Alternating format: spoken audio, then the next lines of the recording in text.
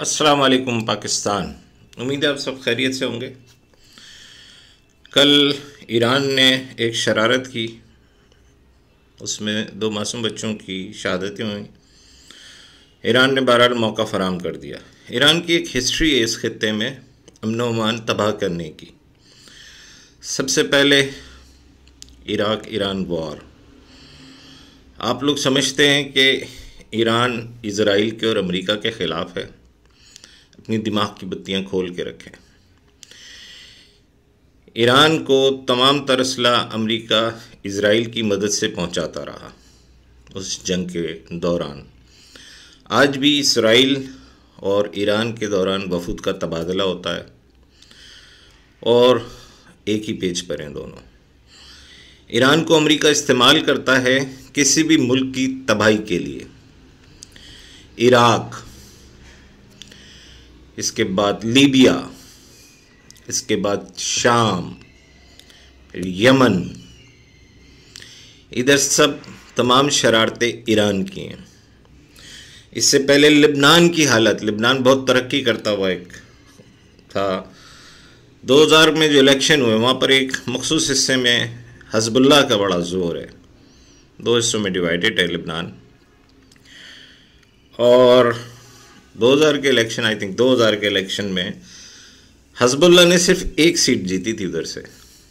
आज भी हज़बुल्लाह की 128 सीटों में से 13 सीटें हैं सिर्फ। हज़बुल्लाह को वहाँ कोई लाइक नहीं किया जाता है। लेकिन उस इलेक्शन के बाद क्या हुआ, हज़बुल्लाह ने एक शरारत करी ईरान की मदद से और इजरायली 3 या 4 फौजी उन्होंने मार दिए। जिससे हुआ क्या कि इजराइल ने रिएक्ट करा। अच्छा, होना तो ये चाहिए था जिस इलाके में हज़बुल्लाह थी उधर रिएक्ट करता, उधर नहीं करा। रिएक्ट करा दूसरे इलाके में जहाँ हज़बुल्लाह की बिल्कुल मेजॉरिटी नहीं है। वहाँ क्रिश्चियन आबादी और दीगर मुस्लिम मिक्स रहते हैं। उधर रिएक्ट करने से क्या हुआ, वहाँ एक जंग का माहौल हो गया। उनकी इकॉनमी तबाह कर दी इजराइल ने। इस सारी शरारतों के पीछे इजराइल की सियासत, ये नेतन्याहू इजरायली कौम नहीं है। उधर भी सियासत, डटी पॉलिटिक्स का हिसाब है, मोदी स्टाइल सियासत कि अपनी सीट पक्की करने के लिए जंगें करो या जंग का माहौल बनाओ या कौम को बताओ जी हम हालत जंग में हैं। तो वो हज़बुल्लाह की शरारत लिबनान को भी तबाह कर दिया। इसी तरीके से ईरान इराक वॉर, इराक की तबाही जब शुरू हुई तो इसमें ईरानी वहाँ पर जो मिलिटेंट्स मौजूद थे इराक के अंदर, वो वजह बने। आज इराक का हाल देख लें, जहाँ दुनिया के ममालिक से लोग, पाकिस्तान, इंडिया, बांग्लादेश ख़ासकर, इसमें रोज़ी रोटी की तलाश में जाते थे, आज वो खंडरात बन गया। इसी तरह से लीबिया में भी पूरी दुनिया से लोग रोज़ी रोटी की तलाश में आते थे। अमेरिका ने ईरान की मदद से उसे भी खंडर बना दिया। इसी तरह यमन बहुत अच्छा इलाका था, पुरसुकून आबादी थी। बेसिक सऊदीया को डिस्टर्ब करने के लिए उन्होंने यमन को भी खंडर बना दिया ईरान की मदद से। इसी तरह शाम में हुआ। शाम में तो किसी मुल्क ने हमला नहीं किया, वहां पर भी यही हुआ। ईरान की मदद से शाम को भी खंडर बना दिया। यही हाल गजा में हुआ। गजा में हमला तो गजा से नहीं हुआ था इजराइल के ऊपर, हमला तो किसी और जगह से हुआ था। हज़बुल्लाह की और दूसरी लोगों की शरारतें थीं। हज़बुल्लाह शामिल है इस सारे मैटर में। हज़बुल्लाह शरारती है क्योंकि ईरान की सपोर्ट है। तो हमास को फ्रंट पे करके हमला जहां से किया, वहां इजराइल ने अटैक नहीं किया। इजराइल ने अटैक किया गजा के ऊपर। गजा में तो सारे मासूम फ़लस्तीनी थे। आज नस्ल कशी जो वहाँ हो रही है उसका भी जिम्मेदार मौके फराहम ईरान करता है। वो एक हमारे भाई ने बड़ा अच्छा लिखा है, इसको जंगों का कीड़ा नहीं है, इसको जंगों का अज़दा है। ईरान एक वारदातिया है, अमेरिका का बहुत अच्छा इत्तेहादी है। दुनिया भर की एम्बेसियां आप देख लें, पाकिस्तान में इतनी एम्बेसी नहीं। ये लोग कहते हैं ना ईरान पे पाबंदियां हैं, और पूरी दुनिया की एम्बेसियां वहाँ। इवन कुछ ममालिक ऐसे हैं कि आपको अगर इंटरव्यू देने के लिए जाना पड़ता है उस मुल्क में पाकिस्तानियों को भी, तो ईरान जाके देना पड़ता है। वो एम्बेसी ईरान में है, पाकिस्तान में नहीं, जबकि वो पाबंदी में है। यूरोप उसके साथ खड़ा होता है क्योंकि यूरोप को गैस भी जाती है। पेट्रोलियम सेक्टर में उसकी जितनी कंपनियां हैं उसको हैंडल कौन करता है? इजरायली कंपनियां करती हैं। वफूद के तबादले होते हैं, इजराइल के साथ उसके बहुत अच्छे रिलेशन हैं। हमारे मुल्क में भी यही शरारत करने की कोशिश की जा रही है, फिरका वारियत को हवा देने के लिए और साथ में लसानियत को भी हवा देने के लिए। लसानियत कौन पैदा कर रहा है? ये अभी पीटीआई ने शुरू करा है। शेर अफजल मरवत को एक एंगल से, वही अल्ताफ हुसैन वाली पॉलिसी के डिसऑन करो, लेकिन एक एंगल से पुश करते हैं कि जाओ। तो शेर अफजल मरवत, लसानियत। अच्छा, कराची डिस्टर्ब करने से, कराची हब है, कराची आपका इकोनॉमी सिटी है, कराची तबाह, पाकिस्तान तबाह, सीधी सी बात है। तो यहां शेर अफजल मरवत को भेजा गया। अच्छा, इस 2 मिसाइल गिरने से एक चीज और क्लियर हुई कि जिस तरीके से बुग़्ज़ पाकिस्तान, नॉट अब फौज नहीं, अब ये पाकिस्तान से बुग़्ज़ यहां हो रहा है। कौन कर रहा है? पीटीआई के हैंडल्स बड़े क्लियरली जाली पोस्टें लगा रहे हैं, जाली अकाउंट, बाहर बैठे हुए इनके ओवरसीज यूथिया। और ये जो जाली अकाउंट से आते हैं ना, शक्लें लगाते नहीं है, जाली अकाउंट होते हैं। ये कौन है? ये भी पीटीआई वाली है ना। ये वो हैं जो लेब्राडोर की नस्ल से पैदा हुए। इनकी शक्लें लेब्राडोर, जर्मन शेफर्ड से मिलती। इमरान खान के तो कारनामे हाजरा ने खोले ही हैं। तो ये वो नस्ल है जो लेब्राडोर से पैदा हुई हुई है। आज पाकिस्तान ईरान के अगर माबैन कोई मसाइल हैं 2 मुल्कों के, ईरान ने शरारत करके तो खैर अपनी ऐसी की तैसी कर ली, टारगेटेड अब पाकिस्तान सेट करेगा इंशाअल्लाह ताला, को हमको मायूस भी नहीं करेंगे। लेकिन इन लेब्राडोरों का बड़ा अच्छा किरदार यहां हुआ है कि ये खुलकर बिल्कुल सामने आ गए। इनका मसला फौज नहीं है पीटीआई का। पीटीआई का मसला है पाकिस्तान की बर्बादी, खाना जंगी हो इधर। ये बड़ा क्लियर हो गया अभी। तो ये लेब्राडोर के बच्चे हैं जो जाली अकाउंट से आते हैं, इनसे डिस्टर्ब नहीं हुआ करें। ये बताने का मकसद ये इनकी औकात ही यही है।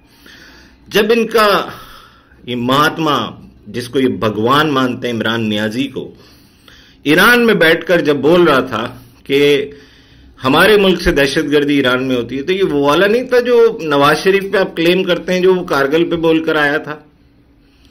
ये उससे भी ज्यादा खतरनाक बात थी कि आप एक दूसरे मुल्क में बैठ के मान रहे हैं कि पाकिस्तान ने दहशतगर्दी की आपके मुल्क में। अस्तगफिरुल्लाह, पाकिस्तान में दहशतगर्दी होती है ईरान के रास्ते। कुलभूषण किधर था? ईरान से बैठ के ऑपरेट कर रहा था। बीएलए को सपोर्ट कहां से मिलती है? बीएलए के ट्रेनिंग कैंप्स किधर हैं? ईरान के अंदर हैं। ये सब कुछ ईरान से होता है। ईरान पाकिस्तान में दहशतगर्दी करवाता है, करवाता रहा है। ईरान को ये ना समझिएगा कि उसकी अमेरिका से लगती है, इजराइल से लगती है। ये एक सिर्फ ड्रामा है दुनिया को दिखाने के लिए, वरना टोटल सपोर्ट इजराइल और अमेरिका ईरान को करते हैं। इस खित्ते में उनका ये एक लेब्राडोर है कि उसको ये जाके भेजते हैं दूसरे मुल्कों को और तबाह करवाते हैं। ये मौके देता है, उनके कहने पे शरारतें करता है, फिर उनको मौका मिलता है, उसके बाद अमेरिका उस मुल्क पर हमला करता है, इजराइल हमला करता है और वो मुल्क तबाह गारत बर्बाद हो जाता है। उधर की कौम रुल जाती है। आज नस्ल कशी जो फलस्तीन की हो रही है, इसमें बराह रास्त इन्वॉल्व है ईरान। हमें इसको समझना होगा। और ये बहुत अच्छा काम हो गया कि पीटीआई का पूरा मुखड़ा ना खुलकर सामने आ गया कि ये मुल्क दुश्मन है, ये पाकिस्तान को बर्बाद करना चाहते हैं, पाकिस्तान को तबाह करना चाहते हैं। इट्स क्लियर कि ये पाकिस्तान की दुश्मन है। आज अल्ताफ हुसैन इनके लिए नारे लगा रहा है। यानी हाल देखो उस गेंडे का, कालिया साला। पहले यहां पर जो है नौजवान नस्ल को मरवा दिया, पढ़ी लिखी नस्ल बर्बाद कर दी, लोगों के हाथ में क्लाशनिकोफ दे दी। क्या नारा था इसका? कोटा सिस्टम का खात्मा करा। कोटा सिस्टम और मैसूरीन सिर्फ नारा था। आज वो इमरान खान के लिए नारे लगा रहा है। वाह वाह, सारे दुश्मन इमरान खान के साथ हैं। आज बीएलए ले लें, बीएलए की हमदर्दी। उधर से हामिद मीर को चार्ज करा हुआ है। हामिद मीर को कोई दहशतगर्दी में शहीद होने वाले नजर नहीं आ रहे, जिनकी तादाद लापता अफराद से कई गुना ज्यादा है। शहीद हो चुके हैं वो, लेकिन उसे लापता का दर्द खाया जा रहा है। टुच्चा सियासी साला माफिया का लौंडा बेगैरत।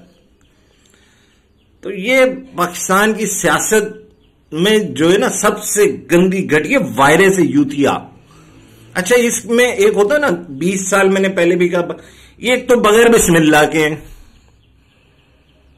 इनके कानों में अजान की जगह गालियां दी जाती हैं, प्लस ये लेब्राडोर नस्ल है, क्योंकि लेब्राडोर से मजे तो भाई इनका महात्मा लेता रहा है, पैदा ये होते रहे, और अब ये अपनी शक्लें छुपा छुपा कर ना सोशल मीडिया पर आके पाकिस्तान मुखालिफ मुहिम का हिस्सा हैं।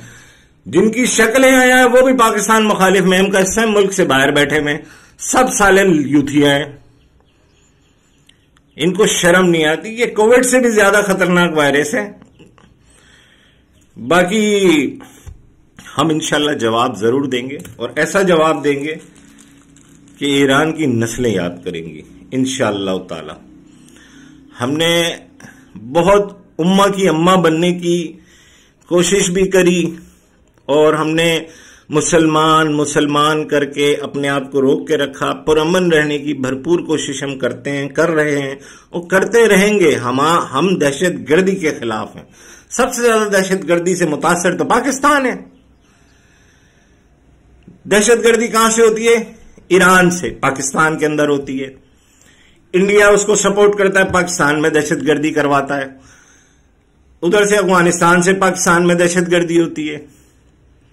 दहशतगर्दी से मुतासिर हम हैं, और इल्जाम भी हम पर लगते हैं।